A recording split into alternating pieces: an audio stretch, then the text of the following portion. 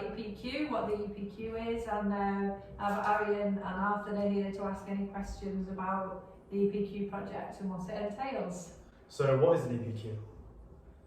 So if you choose to do the EPQ, it will be additional to your other A-level subjects that you're studying, and it's usually an assignment, 5,000 words, that you will complete as a complement to your A-level studies, and you will choose a topic that you are interested in. You can choose anything you like, but it does have to have some kind of academic basis.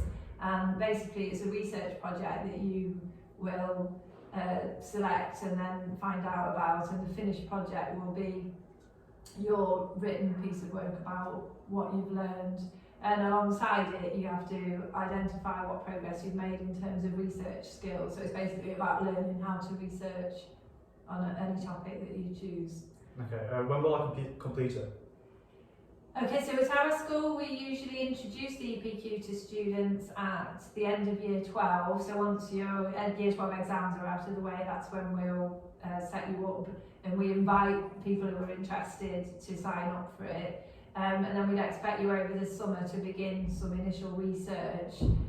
And if it's going well and you decide to commit to it, then in September of year 13, we'll allocate you a supervisor, and that's when the programme really starts running. And we'd expect you to finish it. The whole thing will be finished by February in year 13, so that it doesn't interfere with your exams. So essentially it's from the end of year 12 through to halfway through year 13. Okay. How will I know if I'm on track?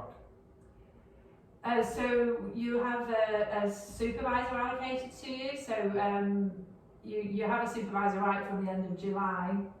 But if you do commit to the programme, then in September we'll make sure you have a timetable session. It's once a fortnight. You'll see your supervisor once every 2 weeks. We've got a lot of very experienced supervisors in school, so they will help you. And because you have that regular meeting, they'll monitor your progress, and if you are falling behind, they'll help you to catch up, or they'll steer you in the right direction with your project. So there's lots of support available. Okay. How often do I see my supervisor? Every 2 weeks. So there'll be a timetable slot every 2 weeks. Yeah. Does the EPQ have to be an essay? It doesn't have to be, actually. Most of the students here at school do choose the essay, but you can opt for an artefact, and that means it can be anything, actually. And we have had a student a couple of years ago who built a go-kart, and I've seen you can do a piece of artwork, for example, for your artefact. You do still have to write an essay, but it's shorter. It has to be 1,000 words. It's essentially a research project. So you have to have written about why you built what you did. So if it's a go-kart, you've got to have researched about go-karts. If it's a piece of art, you have to have researched the art. So it is very much still to do with the research, but it's a shorter essay if you have an artefact alongside it. So with the EPQ essay, how many words is that in total? It's 5,000 words if you choose the essay option. It's approximate, it can be slightly over, but that's more or less what you aim for in the 5,000. How is the EPQ assessed?